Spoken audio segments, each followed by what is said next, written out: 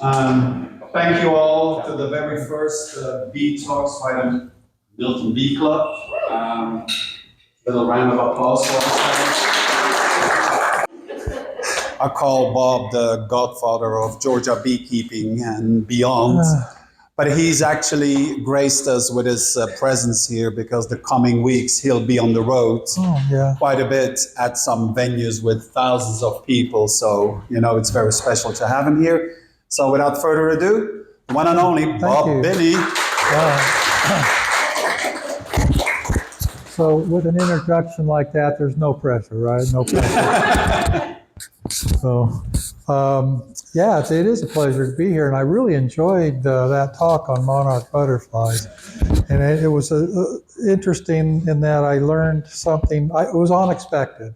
I really did think you were going to say chemicals, and I'll go down that road, because I go down that road all the time with bees. I think chemicals are a big issue. Looking at it from a beekeeper's perspective, what's happening to our insect population is appalling. Jennifer Berry said something at a lecture lately, and I actually called her on the phone to make sure I understood her correctly.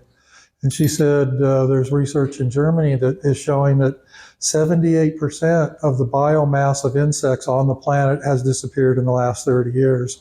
That's a staggering number. I mean, I'm not even sure what to make of that. And listening to you at least gave me a little bit of, I don't know if hope is the right word, at least knowing that maybe it's not all just chemicals and toxicity, because the idea that that would be the only reason is a little bit scary. And as a beekeeper, I'm off topic, forgive me. As a beekeeper, I'm really trying to go entirely non-synthetic chemical. I'm not a treatment-free beekeeper, but I'm a chemical-free beekeeper. I use organic substances. We use the organic acids like oxalic and formic and, of course, thymol and things like that. But I've really come to the conclusion that just about anything that's synthetic is bad for us and the planet as a whole, especially for the bees. I kind of look at the bees as like a canary in the coal mine, but they're more sensitive than the canary in the coal mine. And I've got a whole talk, which is a talk I'm going to be doing at some national conventions this year on the chemical problem, synergistic effects of chemicals in our beehives, really stemming from old comb and how the comb absorbs chemicals, and then the stuff we pile in there, and suddenly you've got a toxic soup that the bees can't overcome. And I thought that's where you were going to go, but I really appreciated your talk very much. So I have a friend, my next door neighbor is a naturalist, and he does talks for the Sierra Club and the Audubon Society. He's just kind of a well-rounded naturalist, and told him what I was going to be listening to. And he's very keen for my report to see what you had to say. We talked about monarch butterflies just yesterday, and so he's very interested to hear what I have to say about your talk. Anyway, my talk is something completely different, and it has to do with honey. I've come to be well-versed in honey, kind of by accident, kind of been forced to.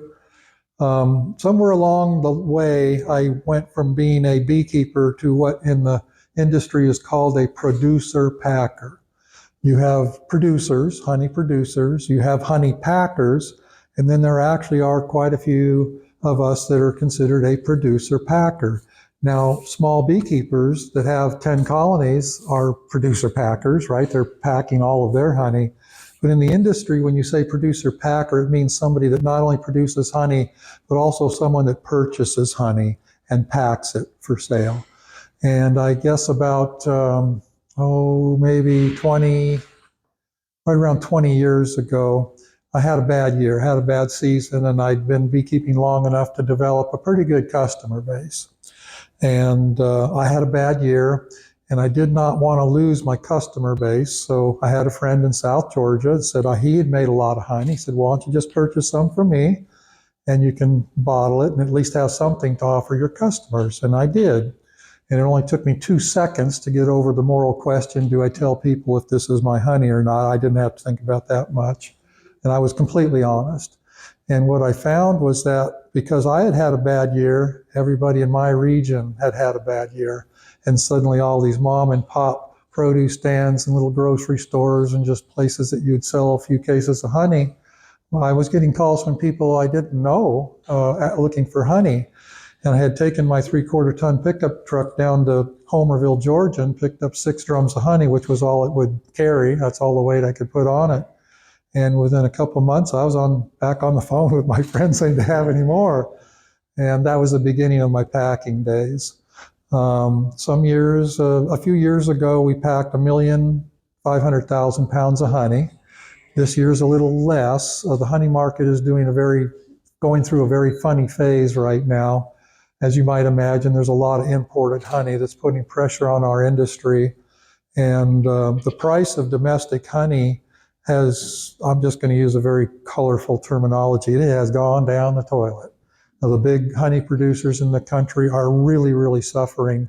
The prices that are being offered to large beekeepers right now is below their cost of production. It really is. In the industry, there's kind of a movement for beekeepers that are thinking seriously about getting out of the business if we don't get the prices back up. So if you're reading the bee magazines and any of the literature, you're going to see a lot of conversation about honey prices.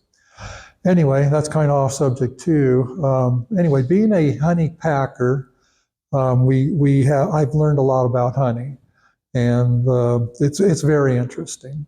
We sell to every Kroger store in Georgia and a few in South Carolina and Alabama carry our honey.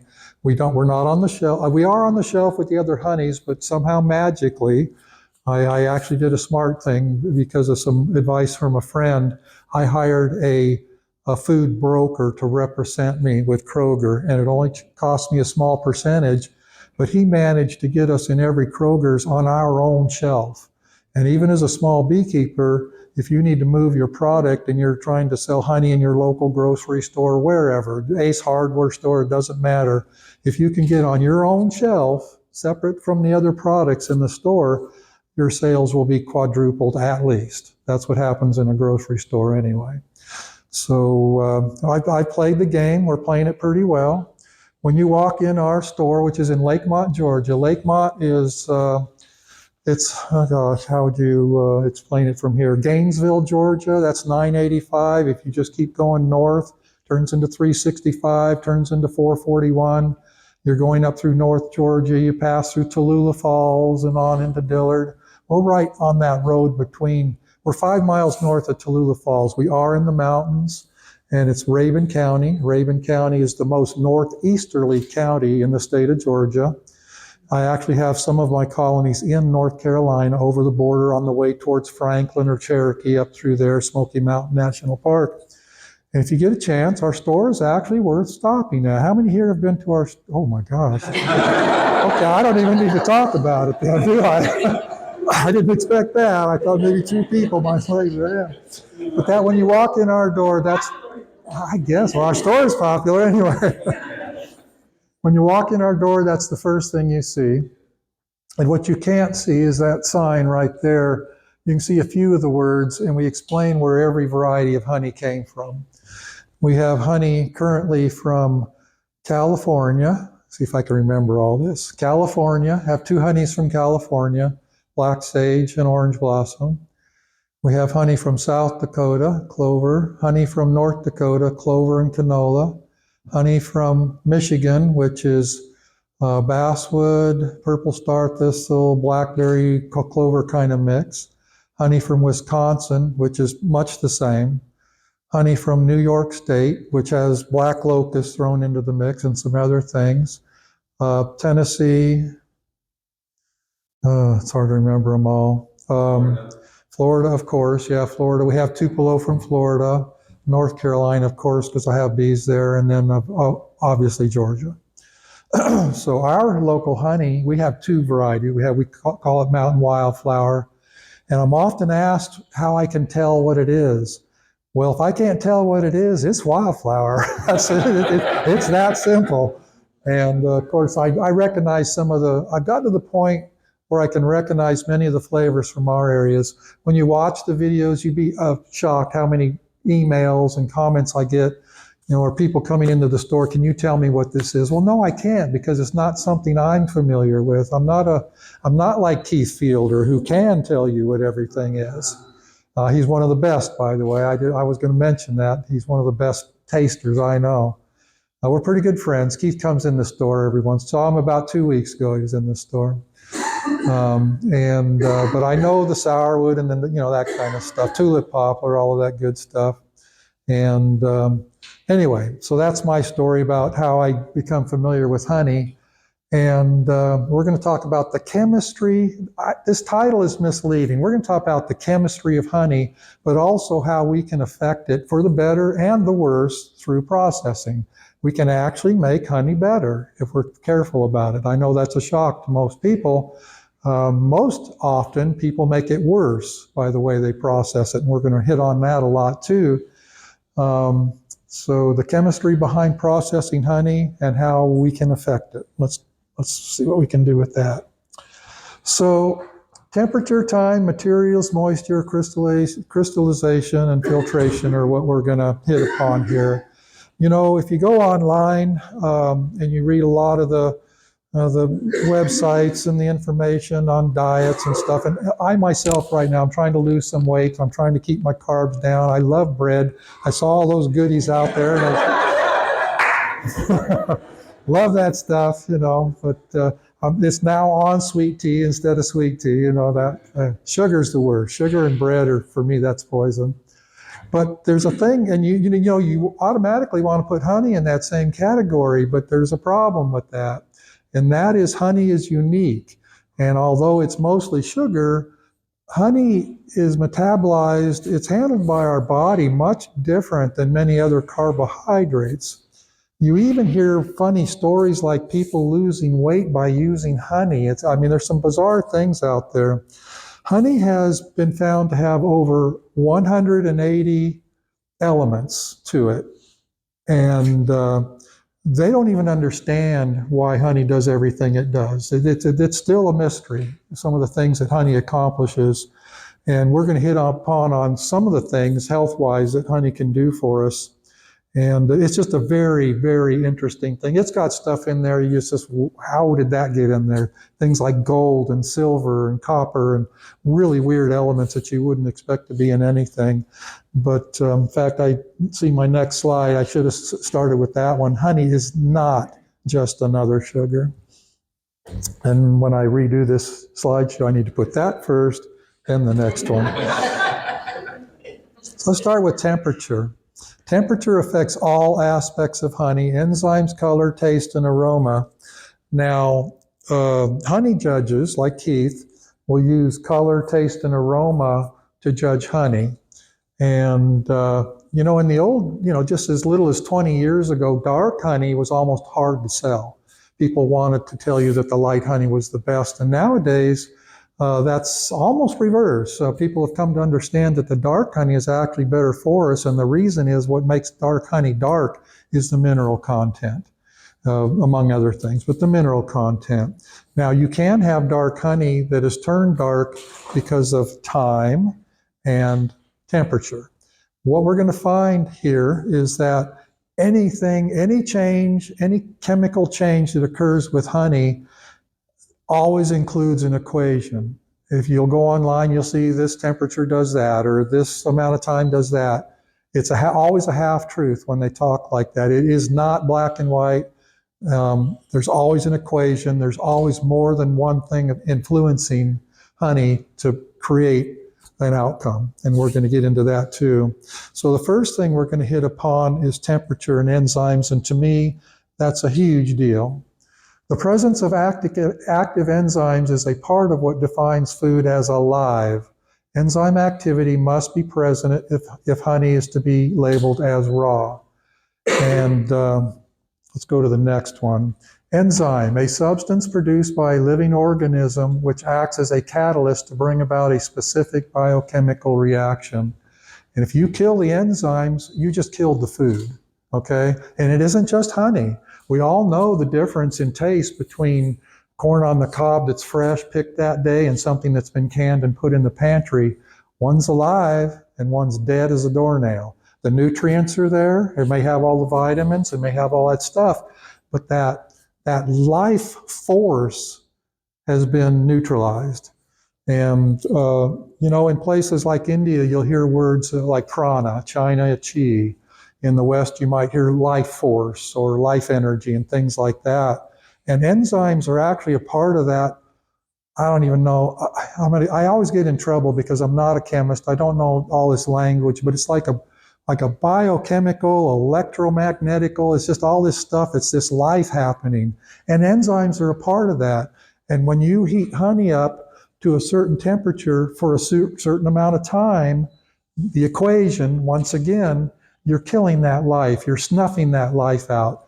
You need to have the enzyme intact if your honey is going to be called raw. It's very important. And the major enzymes in honey are invertase, glucose oxidase, and diastase. Interestingly enough, all of those are added by the bees unintentionally. It just happens when they're handling the honey. The moment they collect the honey in the field and put it in their little honey stomach and start to bring it back home, it's already having these enzymes added. It's just evolution. It's Mother Nature. The bees don't even know they're doing it. It's just happening every time they touch it. When they share it tongue to tongue, all of this stuff, the enzymes are constantly being added. So we'll pick on these one by one. Invertase is what the beekeepers are most familiar with because it's most obvious. Invertase converts sucrose into fructose and dextrose. Most beekeepers don't realize that fresh nectar is primarily sucrose.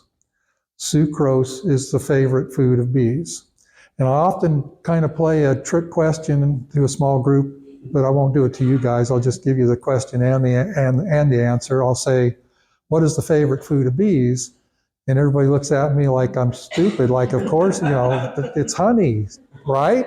No, that's the wrong answer. Honey is not the favorite food of bees. Fresh nectar is. And if you want to prove it to yourself, just put a frame of honey, lean it against a tree in a good nectar flow and watch them completely ignore it until the nectar flows over, and then they go rob it out in a frenzy. They're going after the nectar. The problem with sucrose is you cannot, without the addition of heat, you cannot get it thick enough for it not to ferment. They have to convert it to fructose and dextrose, which are more soluble, that they can get past this magic 18% moisture or lower than that, so it won't ferment, because there's yeast everywhere. There's a lot of yeast in honey, as we're going to talk about that when we talk about fermentation. So that's the deal. They're trying to turn fresh nectar into something they can put in the pantry for the winter, which is what we do when we can food, freeze food, whatever we do, root cellar. That's what they got to do. They got to put this food away, and that's part of the process. They've got to convert the sugars so they can make it thick enough so it'll become stable. That's invertase. Diastase converts starch into sugar. That's a simple one, right? Okay. And diastase is an interesting enzyme, and we're going to talk about it more in a minute, because in the old days, before modern technology, they used to use they used to try to read, apparently you can tell the enzyme activity with diastase easily in a laboratory, and importers and honey packers used to use that information to tell if the honey was old or had been overheated. And we'll talk about that in a minute. The one that's really cool to me and interesting to me as a human being is this glucose oxidase. That's where we experience a lot of the medicinal properties of honey. Glucose oxidase produces gluconic acid. Gluconic acid is what brings the pH of honey so low. The average pH of ripe honey is 3.9. Nectar is not that. They need to introduce this glucose oxidase, which produces gluconic acid, to accomplish that. Why is that important? Because that pH is highly antimicrobial, antibacterial, and so on. And it not only does it help keep the fresh nectar from spoiling while it's ripening, but it just helps create kind of an antiseptic condition inside the colony, which we're going to talk about in a minute too, the immune system of the bee and why some of these enzymes are important. A byproduct of the production of gluconic acid is hydrogen peroxide. There is hydrogen peroxide in honey. Now, hydrogen peroxide disappears over time. If you buy a bottle of hydrogen peroxide and put it in your little pantry or your medicine cabinet in your bathroom, if it's 2 years old, you might as well throw it away because it's not going to do you any good. It needs to be, I don't know the exact life of that. Again, there's an equation, has to do with temperature and time and all of that, but hydrogen peroxide has a shelf life. You can't keep it forever. It's not good after a while. So something very interesting happens with gluconic acid. If gluconic acid is present in your honey, or in your fresh ripening nectar, once it reaches an average of 3.9 pH and reaches a moisture content where it won't ferment, even though glucose oxidase is present, the creation of gluconic acid ceases. But if the moisture content rises again and the pH rises, if that enzyme is intact, it once again begins to produce gluconic acid, which also produces hydrogen peroxide. So we're going to get off topic just for a moment here and talk about what that means to us as human beings. Why is honey so good on a burn, a wound, a cut, sore throat, whatever, you name it? When you put honey on your skin on an open wound, honey is hygroscopic and it will pull the moisture out of there. And when it does that, your body moisture is, the pH is much higher than 3.9 because you have saline in your moisture. And so when the pH of that fluid goes up, glucose oxidase once again begins to produce gluconic acid, which means it is now producing hydrogen peroxide in the moment. Think about the magic of what's going on when you put honey on your skin now. And I asked a man that was in charge of the pharmacy department over there at UGA, I said, can you duplicate this in a lab? And he thought about it a moment. He says, I don't think I can. And maybe you can, but according to him, he couldn't think of a way. So this is why we're starting to see honey in pharmacies in Europe and other places that are starting to tune in. You can actually go into the pharmacy in a hospital and get honey-saturated gauze for a burn or a cut in a hospital pharmacy because they're realizing that it's superior to anything you can create in a laboratory. That's off topic, but it's fun. Isn't that fun information? Yeah. So glucose oxidase, yeah, these enzymes are a big deal. Time and temperature determine the rate at which enzymes deteriorate. Again, we're talking about the equation aspect here. So here's the half-life of diastase. I mentioned that diastase is what they used to use very often to measure the age or the condition or whether it had been overheated, the honey. So this is interesting. 68 degrees Fahrenheit, the half-life is 1,000 days, 122 Fahrenheit, 14 days, and 179, 30 seconds. So when you go online, and you can do it right now, and search out information on what type of heat kills enzymes, and you'll see flat black and white statements that say 94 degrees Fahrenheit kills all enzymes. It's a half-truth. You gotta, what about the time? Right here, we're seeing that 122 Fahrenheit, the half-life is 14 days. So when somebody tells you boldly that 94 degrees, which is what I see mostly online, 94, 104, they say that kills all enzymes. Well, yeah, it does, but 68 degrees Fahrenheit kills them too, doesn't it? So you have to look at the time, a part of the equation here. So fresh is best. Just like any food, anything, fresh is best, and honey is that way too. You need to fire it up again? No, we're good, Bob. Okay. I had planned on this thing dying. Okay. There, I'm off the hook. I can say anything I want now. So, another interesting fact. Online, there's so much good information online, right? Numerous articles written by celebrated food experts can be found on the internet stating that it is harmful to store honey in the refrigerator. Absolutely, 100%, unequivocally, if I'm pronouncing that word, wrong. I'm like, and not only that, when I wrote an article for Bee Culture magazine, Kim Flodham, who used to be the editor there, trying to challenge me to do it. And I'm not a good writer. I got through it, and it was a great article, but because my daughter helped me with it. But I went online to research what other people were saying about some of these subjects, and it looked like they were copying, pasting each other. I saw almost the same language on a number of celebrated food expert sites saying that exactly.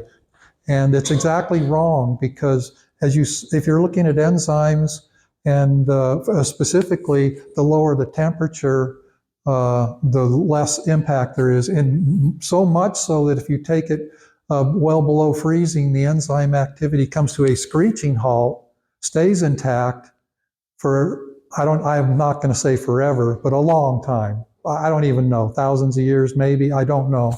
But then when you warm it back up to room temperature, the enzyme activity once again becomes engaged. It's very interesting. In fact, the next slide is saying it. Enzyme activity stops when honey is held at freezing temperatures, but returns when warmed back up. Enzyme activity does not return when it is destroyed by heat. Very important fact. Although the color of honey is slow to change when stored cold, the rate at which it darkens will triple with every increase of 10 degrees Fahrenheit. Flavor and aroma deteriorate in a similar fashion. Now, flavor, aroma, and in the old days, color were what people used to judge honey, to judge the quality of honey. Of course, now we know that color really is not a good way to judge the quality of honey, new understanding.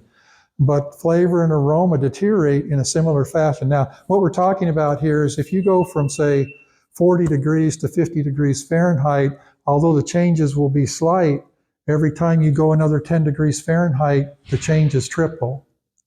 By the time you get to 80, 90, or 100 degrees, we're having a pretty good effect. You know, what exponentially, is that the right word for it gets more and more every time you go up 10 degrees Fahrenheit. So when you're storing honey, don't store buckets of honey in your garage that's getting 100 degrees. Fine, put it in your basement, under the house, whatever. Keep it as cool as possible. And if at all possible, freeze it. Because that's the way it'll stay the best, is freezing. The lower the temperature, the better. Not this idea that putting it in the refrigerator ruins it is completely wrong, completely wrong. There, I said, I always need to look at the next slide before I talk. Flavor, aroma, and color are especially affected when honey is heated to high temperatures while containing debris such as dead bees, old comb, and pieces of cocoon. You know, that seems intuitive, seems like a no-brainer, but you'd be amazed at how many people warm up their honey while all the garbage is still in there. It's kind of like cooking a soup.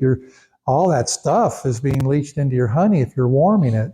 So you need to get your honey relatively clean before you start. If you're going to warm it up, get the junk out first, or you're going to really affect every part of honey. It's amazing. People just don't think of the most obvious things, you know. Keep your honey clean. You don't have to heat your honey to get it clean either. We're going to talk about filtration. If you just put it in a tank, all the garbage floats to the top, and then you draw it off the bottom, and it's relatively clean. So heat really is your worst enemy in all ways when it comes to honey. Separating wax from honey with heat has an obvious negative effect.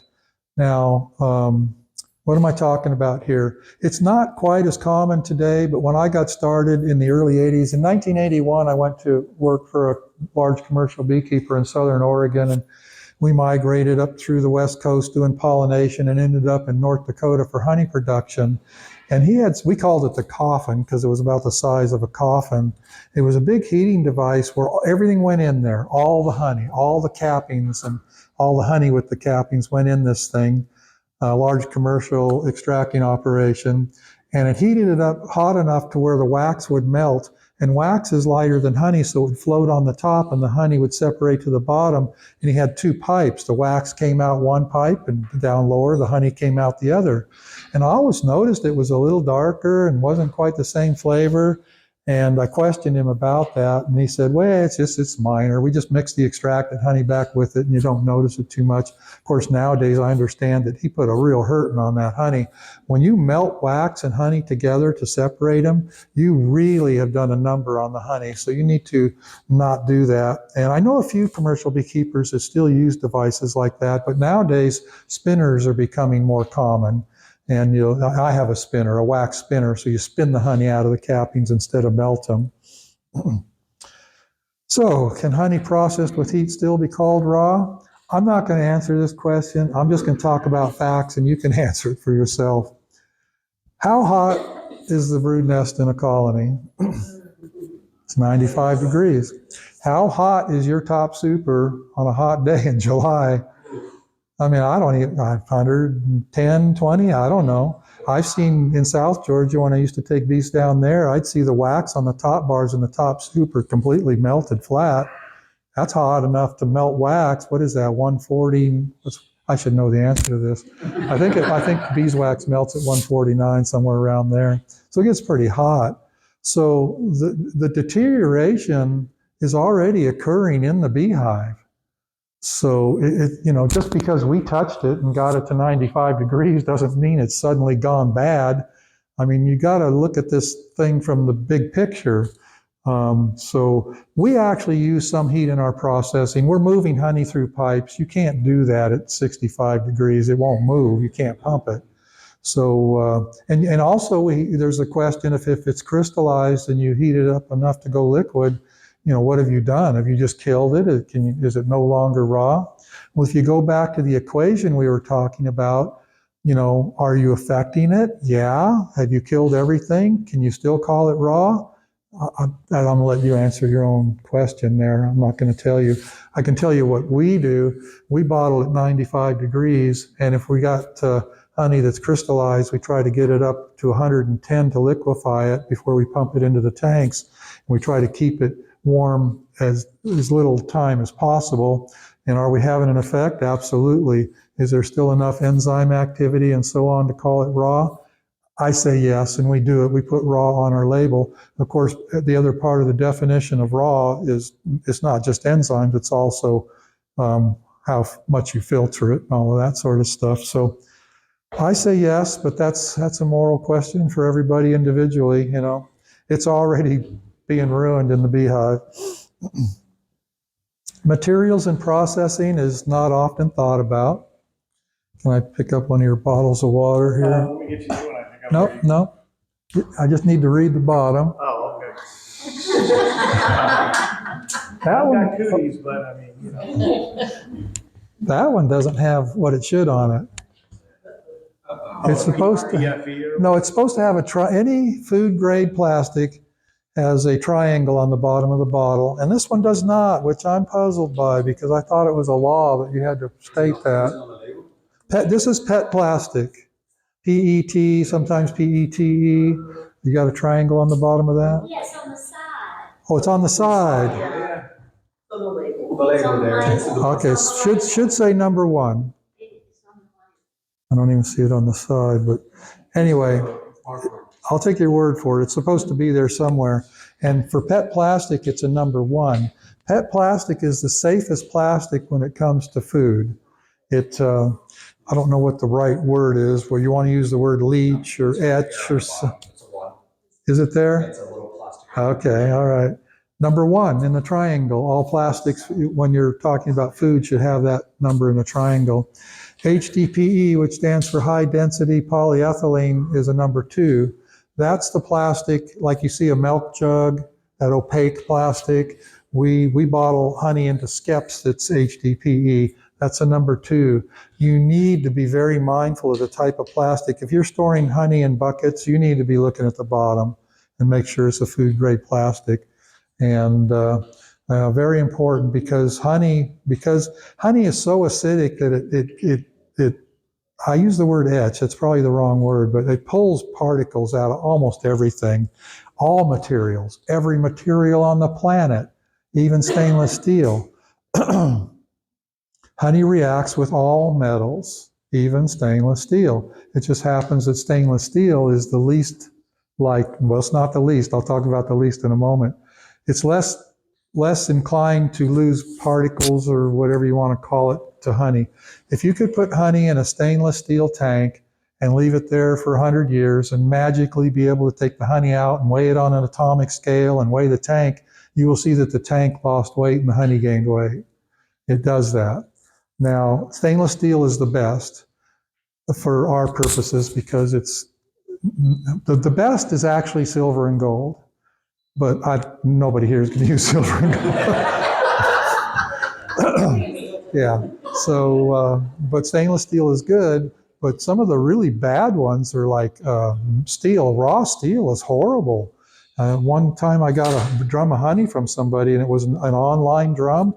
It was horrible. It had only been in there for 2 months, and it was ruined. I couldn't use it. The rust and it just ruined the honey. Steel, iron, galvanized metal, which we used to use for all of our extractors and tanks. Honey really pulls particles out of there. That's why you can't use galvanized metal anymore for extracting equipment. Even copper pulls particles out of copper. Iron is horrible. Tin is horrible. So you got to be very careful about what you're using and storing honey in. Now, when you got honey pumps and pipes and things like that, and you're going to think about the joints and the elbows and the fittings and all that, obviously you want stainless steel is the best, of course. But if you're using a galvanized elbow and it's just passing through and it's only touching it for a millisecond, I don't find that to be a big problem. We don't have any galvanized fittings, but I don't lose any sleep when I see somebody that has one on a pump. Now, if you have a galvanized fitting on a holding tank, now I think you got a problem. You need to not have that. And then, of course, there's food-grade plastics, food-grade vinyl tubing, flexible. We have to have some flexible tubing, especially where you're hooking up to the pump, so it'll absorb the vibration. So I don't have any problem with that. But again, it's passing through. I don't let honey sit in plastic. I let it sit in stainless steel.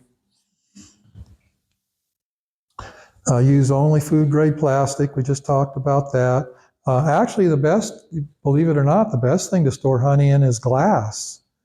I mean, if you want to put something in your pantry for 5 years, make sure it's glass, not plastic.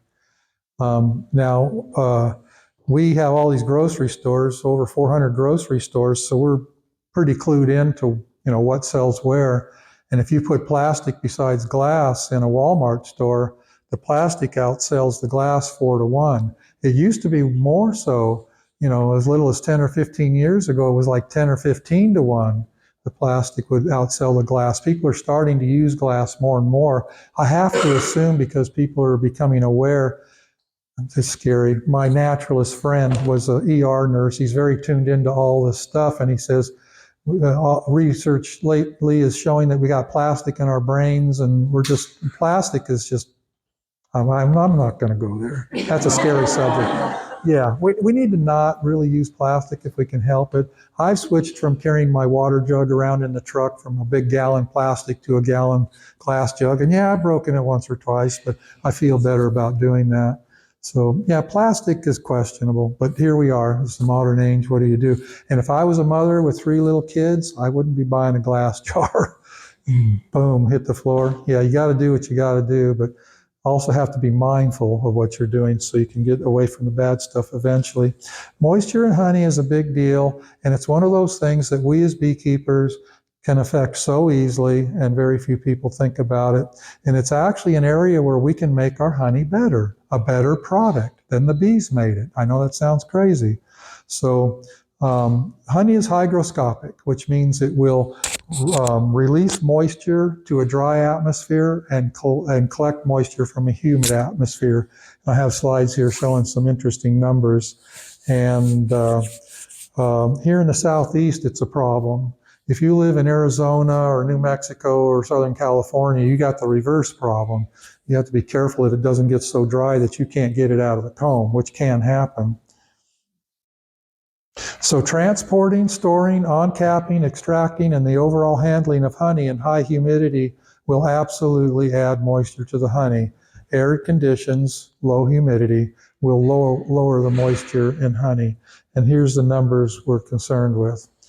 Humidity, if the honey was somehow magically 100% of it was exposed to 60% humidity, it would equalize with the environment eventually at 18.3% moisture, which is not a bad place to be. I don't like it. The books tell you 18.6 or lower. I disagree with that. They're missing part of the equation. They're leaving something out, which we'll talk about in a minute. 50% humidity, 15.9. I like 15.9. That's a good number for me. And look what happens at 80%. Now, I know we might be a little wetter than you guys up there, but every morning in the summer, we get up to between 80 and 100% humidity every single morning. Very rare is it drier than 80%. And I'll bet you're not far off here. You might be 10% drier than we are. We get a lot of rain up there, but it's a lot. Now, I know by middle of the day, it's moderated to 40% or 30 or 50, whatever it happens to be. But, you know, there's a lot of humidity out there. And then at night, it goes right back up. So if your honey house is your garage, that's the same humidity as the outside air, and you're storing supers in there and holding tanks and all this stuff, guess what you're doing every second of the day? You're absorbing moisture. And that's why no matter what what you're extracting honey, it needs to be a dry environment. So every second of the day, you're losing moisture. Now, we try to pull our honey down to around 16% moisture, and I'll show how we do it in a minute, because you can put the exact same honey, and we have a tasting bar with anywhere from 8 to 10 honeys on it at one time. You can put the exact same honey in front of a customer and give them one for 18% or 18.5, and then give them a sample that's 16. Every person on the planet will tell you that the 16% is better. It tastes better. Now, if it's bad honey, maybe it makes it worse because whatever characteristics it has are now more concentrated. It's like thicker syrup. It's like thicker honey. The flavor is more pronounced. You've condensed it, if that makes sense. So we like 16% moisture, especially with some of our fine products like sourwood and Tupelo, where that very good flavor really becomes more pronounced. It has better character. It has better staying properties. It's more stable. And back to this, I'll save that for fermentation section. I was about to go somewhere. I should wait a minute. And moisture is a big deal. And we can affect it so simply by putting our honey and extracting and doing everything in a dry environment.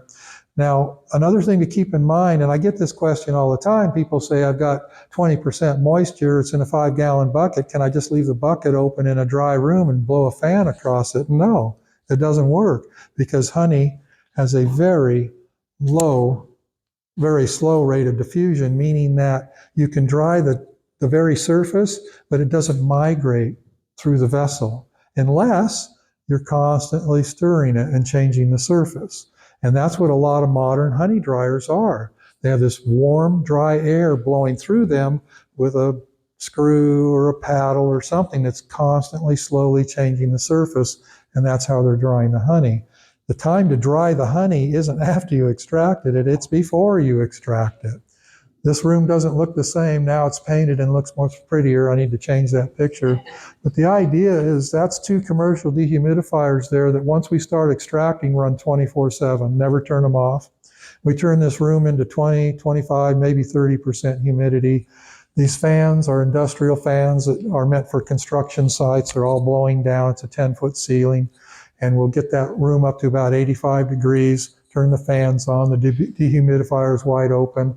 And every super we extract goes through that room for 3 or 4 days before we move on to extract it. We actually do something that the books tell you not to do. We pull our honey when it's not entirely capped. We actually want to see our honey 50% to 30% uncapped, because that's the part that is most greatly affected by this warm air rushing across the surface. Although, contrary to popular belief, you can lose moisture through cappings, it takes a very long time. It's not the capped portion that's being affected, it's the uncapped. So the uncapped might go to 13 or 14, the cap portion might be 18 or 18 and a half, and then when we extract it, by the time it comes out the other end, it's all one nice 16%. And that's how we do it. You can do it, and you can use a bathroom, you can use your garage and just tape it with some plastic tarps and create a dry room. Get you a cheap dehumidifier from Walmart and turn it on and keep it empty, and you can do the same thing. What works really good if you're a small beekeeper is to create a stack and take an inexpensive box fan and put it on its side blowing. That works even more dramatically than that because it's really pushing a lot of air through there. If you have 30% moisture, 30% relative humidity air, and you have a box fan pushing it through your supers that are 1/3 on cap, you better not wait too long or it's going to get so thick you can't extract it. It really, really works. And I highly recommend it to everybody, and I don't know why people don't get this. It's so easy, and you make a better product, you make a safer product. 18.6 doesn't cut it, and we're going to talk about that in a minute. So yeah, moisture is a big deal. This is a big deal too. Crystallization. Crystallization is affected by the percentage of dextrose. I learned when I was writing that article that there's basically two types of glucose. There's D-glucose and D-glucose and L-glucose. Am I right? Any doctors in the room? Somebody would know that. So we're talking about the dextrose. That's when people say glucose, it's just a teensy bit misleading because it's actually dextrose. And temperature and age. Again, we have an equation. There's always an equation. There always has to be an equation. So honey that crystallizes very fast would be honey that's like 40% dextrose. Honey that doesn't crystallize at all, ever, never, is like 20% dextrose. That would be things like pure sourwood, pure tupelo, pure black sage. Those honeys never crystallize. Now, if they do, that means there's a little bit of something else in there that has some dextrose. Honeys that are fairly quick in our neighborhood, your neighborhood, would be things like blackberry. Black locust is probably the quickest crystallizing honey that you have around here if you have any black locust. So tulip poplar is slow to crystallize because it will crystallize eventually, but it takes a while because it's kind of low in dextrose. Now, one of the ways to tell, if you want to know, takes time, but if you want to know if you have high, low dextrose in something that's crystallized is how hard it is. If it has a high dextrose level and it crystallizes, you can literally rap on it. In fact, you can't dig it out with your finger. You've got to get a knife or a spoon or a tithe tool or something. If you can dig into crystallized honey and get it out with your finger to taste it, the dextrose level isn't super low or super high. It's kind of moderate. That makes sense. And age, of course, takes time. Temperature. The fastest temperature for honey to crystallize is 57 degrees Fahrenheit, and that's why many of the people that make creamed honey, once they do the mixing the seed, they put it in something around 55 to 60 degrees because that's where it sets up the quickest. Somebody by the name of Dice figured that out a long time ago. They call it the Dice method of making creamed honey. And if you go to freezing, guess what? It doesn't crystallize. If you go to 85 or 90, guess what? It doesn't crystallize. Yes, ma'am. Someone said one time, and you may know, that the tree honeys, like the tulip poplar and sourwood and stuff, don't crystallize as much as the shrubs and flowers. Completely wrong. Sorry, I'm not being. I said that too bluntly. I need to be more diplomatic. It's all wrong. No, let's look at stuff like basswood and black locust. They both crystallize really fast. Yeah. So it's just somebody has those types of honeys and came to that conclusion. Yeah, it's entirely wrong. Yeah. In Oregon, we used to make a madrone, which crystallized quickly. What else did we make out there that came from a tree? Yeah, I don't see any correlation there at all. Yeah. So crystallization is interesting. Temperature, we talked about that. Also age. Something weird happens to honey if it gets old. I'm sure there must be at least one person in this room that forgot some crystallized honey in their pantry and 10 years later found that half of it was now liquid. It's like the crystallized bottom was kind of soft and the top is now liquid, albeit very dark because it was very old. What's happened is that dextrose changes, it reverts or converts back over to fructose and other sugars with time and temperature and age. If you store it at a high temperature, that change happens more rapidly. If it's at a cooler temperature, it might take 20 years, but eventually the dextrose kind of changes to other things. So age is a part of it too. Yeast and fermentation. The yeasts found in honey are not the same as those used in bread and beer. The number 18.6 depends on the yeast spore content. Again, we're talking about an equation. It's not black and white. Most of the bee books will tell you 18.6 or lower and you're safe. It's not true. It's a half-truth. So I'm not sure it's even a half-truth. And I'll tell you why. I know this. I've learned this the hard way. So much of this stuff, you know how I learned it? I learned it the hard way. In fact, I come up with a new saying. I'm going to put it on a t-shirt and sell it at my store. It says, if a master beekeeper is defined as a person who has made all the mistakes humanly possible, I'm getting pretty close. I've made so many mistakes. Yeah, about 4 or 5 years ago, I had a friend down in Florida who I buy honey from every year, bought 2 semi-loads from him this year. Good guy, honest guy. Says, Bob, I've got some cabbage palm honey. It's really pretty, it's really tasty, and the moisture is 17.5% moisture. I said, well, send me a sample, and he did, and it was just exactly what he said. So I said, well, my warehouse is full. I can start paying you payments, but can I leave it there for 2 months? He said, yeah, it's no problem. Brought it in 2 months later. Every barrel was beginning to ferment, and the moisture was 17.5% moisture. So what happens, this yeast spore content of honey is measured by how many spores per gram. A low number would be 10 spores per gram. A high number would be 1,000, off the charts. And so I don't know what the spore count of cabbage palm honey is, but it's obviously really high. And then on the other end of the spectrum is something like mangrove honey, where at 19% moisture will not ferment. So what's that tell us? It means it has either no or very low yeast spore contents. So again, an equation. So what do you do with honey that's too thin and you're worried about it fermenting on you? You can kill the yeast or you can cool it down. And here's the equation right here. 8 hours at 125 kills the yeast. Then it won't ferment. It could be 22% moisture, but if you kill the yeast, it's not going to ferment. So there's in 1 minute at 160. And of course, most of the big packers will use these temperatures to kill the yeast in honey.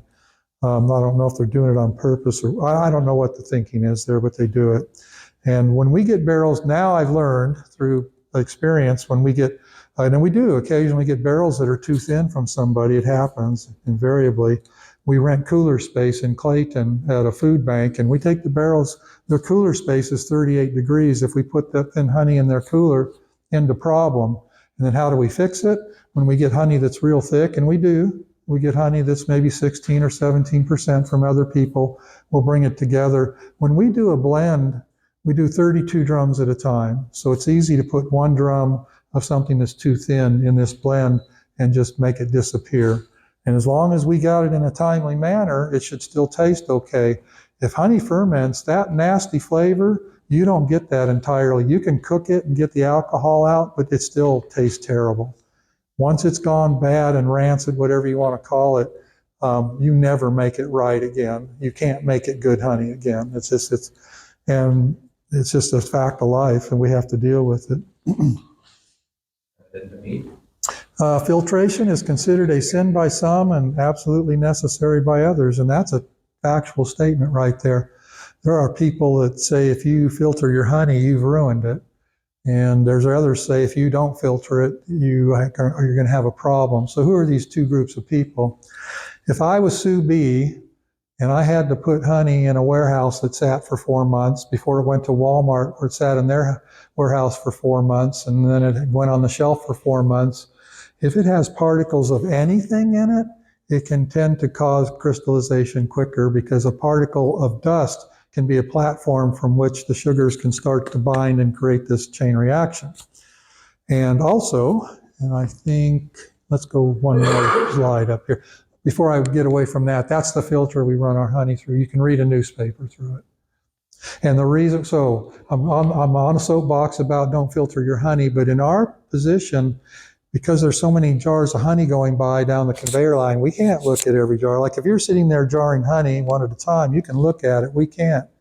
So I have this little saying I like to throw out there. We have product liability insurance, but that doesn't mean I want to use it. Can you imagine if somebody jams a splinter in their gum? I mean, the sky's the limit, right? Get infected, who knows? So, and I also throw out this question. I love this one.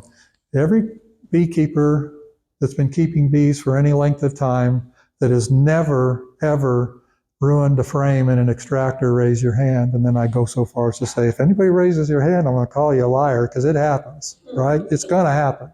Splinters, perhaps a frame nail, perhaps a little piece of your crimp wire foundation, something. And I can't have that in a jar of honey. That gets out the big stuff. That gets out the dangerous stuff right there. So 1,000 microns, the bigger the number, the bigger the hole. It's 1,000th of a millimeter. So I get 1,000 micron. Does that mean it's a millimeter? I guess it does, doesn't it? Yeah.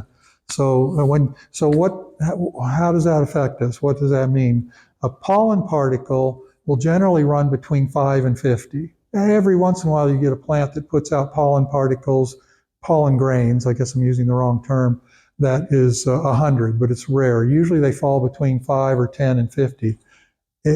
Most of it's going through that right there. I'm not, because I get this question, do you filter your honey? Well, I always hesitate to answer because, yeah, we do, but I don't want the customer to think the wrong thing.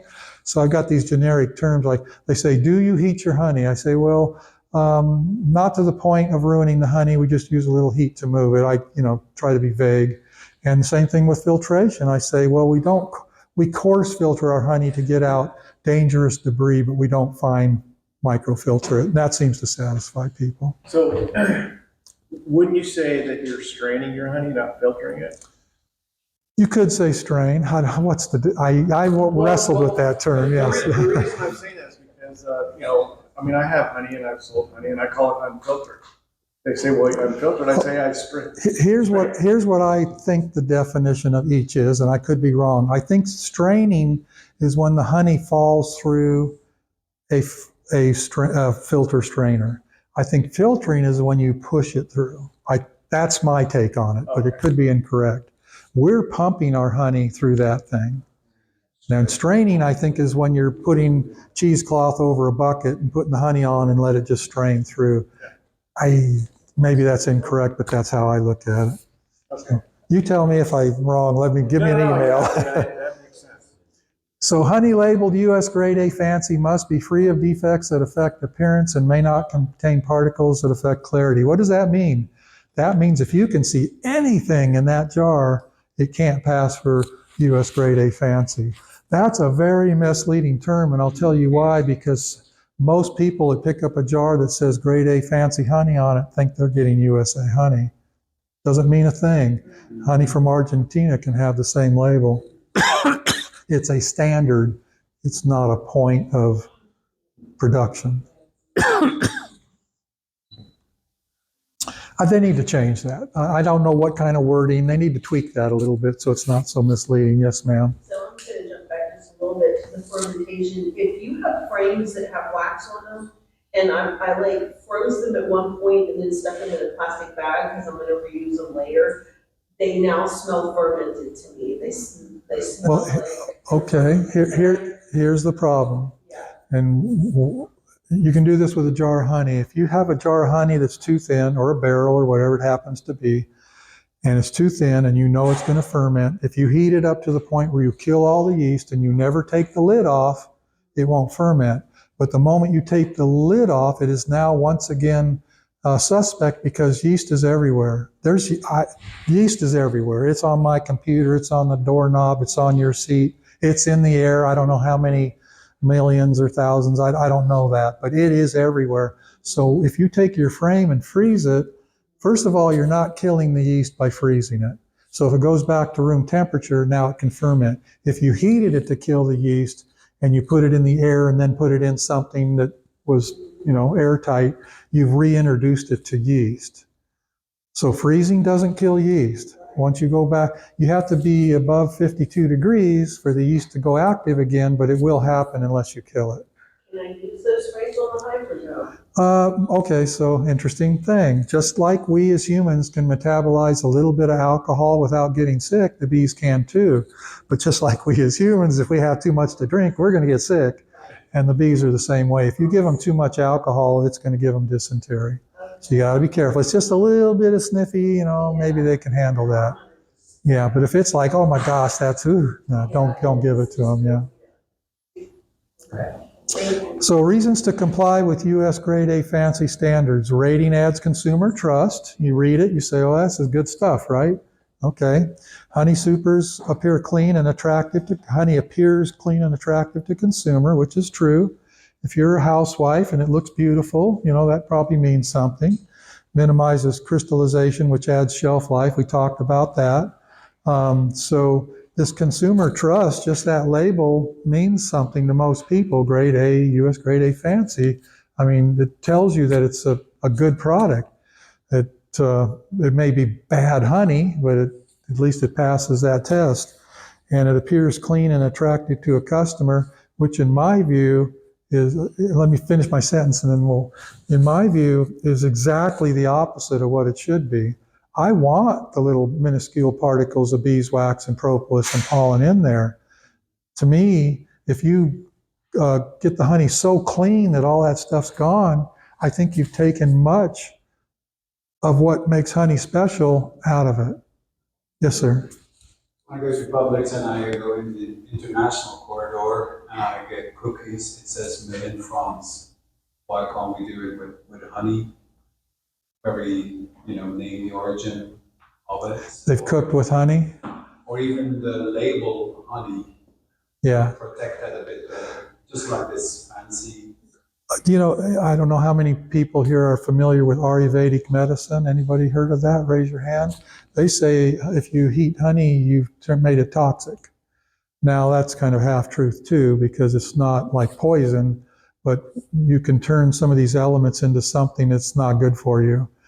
So cooking with honey really does ruin it. I mean, sorry, but if you're making bread with honey, you just ruined that honey. You carbonized it, you scorched it. I mean, I don't even know. And so which leads most people, I always get this question, so I'll just answer it right now. Well, what about my tea and coffee? Well, let's go back to the equation part. If you let your tea get the temperature to go down far enough to where it's ready to drink and you stir your honey in, you haven't just ruined your honey. Now, if you put it through the coffee maker at 100 and whatever it is, 80 degrees, how hot's honey when they make it?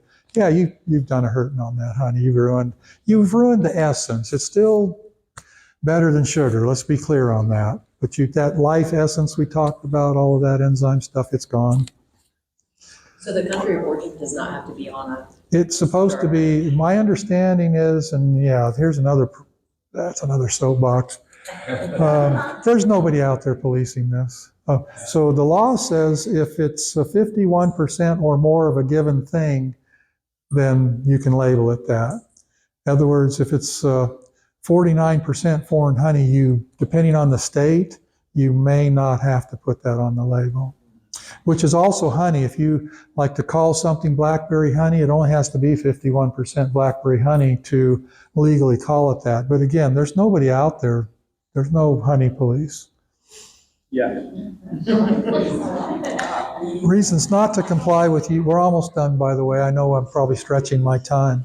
Reasons to not comply with U.S. Grade A fancy standards is it requires high heat and fine filtration. A filter so fine, in fact, that you can't see daylight through it. That's pretty fine, which eliminates some of the benefits of raw honey. Before you decide to go ultra raw, remember that not all debris is created equal.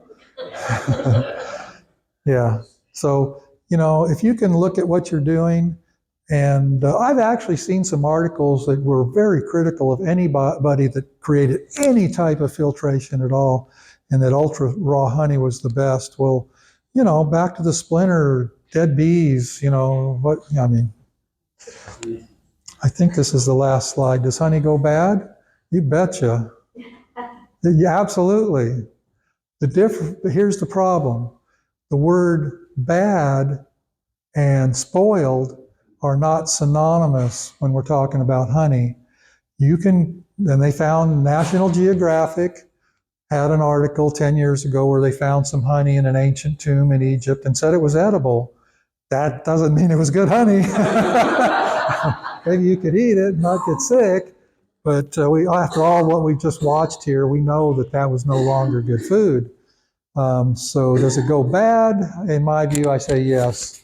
But if it's packaged properly, it won't spoil. It won't go rancid. You can save it for thousands of years, and it won't be blowing the lid off the container if you pack it right. But everything that's good about it is all already gone down the toilet. That is the last slide. Does anybody have any questions? Yes, ma'am. So with old honey, how do we figure out what to do with it? I mean, there's obviously taste, but can we cook with it? If we know it came from safe hives, can we feed it back to the bees? How do you know at what point, what do I do with this old honey? Well, when you say old, I'm going to ask you a question. How old are we talking about, and what temperature has it been 4 stored years at? kept in a garage in plastic. Yeah, it's probably not desirable food anymore. And, these preppers and all these people that are trying to keep food for long periods of time, and we're kind of one of those. My wife's got her little hoard in the corner in case the world blows up or something. And we just freshen it up every couple of years. And so I'm not answering your question, am I? I don't know. It's really your call. Yes, you can feed it back to the bees. The bees, if you dilute it 50-50 and feed it to the bees, they're going to rework it. They're going to introduce enzymes again, and they're going to change it. Water, or do we do it With water, yeah. But you have to be so careful because once you dilute honey, it ferments so fast. You have to get it fed really fast. You can't put it in a feeder that takes 2 weeks for the bees to take it. Freeze it until it's ready, or keep it below, in the fridge, whatever. And then put it in some sort of feeder where they get it done in a day or two, because it will ferment in a hurry. Yeah. Yes, ma'am. So do you think that pulling the honey from the hive, frame by frame, as soon as it's capped, is better to preserve everything beneficial about the honey? It is if you're not going to try to run it through a drying environment. If you're not willing to do what I recommended, to put it through a drying exposure for a few days, then yeah, the closer to capped it is, the better off you are. Now that drying thing is, you're not killing things, you're not ruining the honey.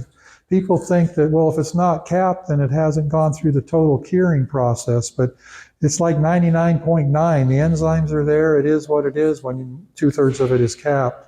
So I'm thinking like in the spring, when you are going through your hives, and I'm just talking like 10 hives, if you're looking at your frames and it's like, okay, this frame's ready to go, and you just get Sure. it off and Yeah, absolutely. right? Don't One let it frame at a sit there time. for months. Yeah, if you don't have a lot of equipment, it could be a way where you could extract a few frames and get them back without having to add another super. In third world countries, they do that all the time because they can't afford the extra equipment. Yeah. Some countries, they go right into the brood nest. There aren't any supers. They take frame or two out of the brood nest and then put it back. Yeah. So somebody, yes, sir. Yeah, so going complete opposite direction with moisture content in your honey, think about it from a commercial perspective, in the cocktail world. I mean, Oh. they're starting to, lean towards using agave nectar or honey, more natural products. And so if you wanted to produce a commercial product for, say, bar spaces, and increase that humidity, and usually they do like a 50-50 water to honey ratio to make it a syrup and use it in their products. Have you ever experienced or experimented with any? Yeah, I'm not an expert on that. We can throw out theories and say if you kill all the yeast, maybe it's good for a while. Yeah. But I would recommend that if you do that, you keep it in the refrigerator. Okay. And do bartenders do that? Do they keep stuff in a I'm thinking cooler? from like a commercial perspective of selling it retail, or wholesale. Well, okay, here's a good one for you. And maybe this proves the point. We sell honey to a fellow that makes elderberry syrup commercially, and it's pasteurized when he makes it. Okay. And right on his label, he says refrigerate after opening. Yeah. And it's true. I drink a lot of elderberry syrup, and if you open that bottle, it only takes 2 or 3 days until it starts to smell a little alcoholish. So that right there is telling you, I think you got what you're describing. I think you're going to have to refrigerate it. Yeah, definitely. I was just curious if you've ever experimented with any additives. I never or have, sugars, but stability or anything. I think that elderberry syrup probably says it all. Yeah, right. Mhm. Okay. Yeah, I'm about to get the hook, y'all. Any more questions? Okay, thank you so much for. I hope it was good enough to. Thank you, Bob.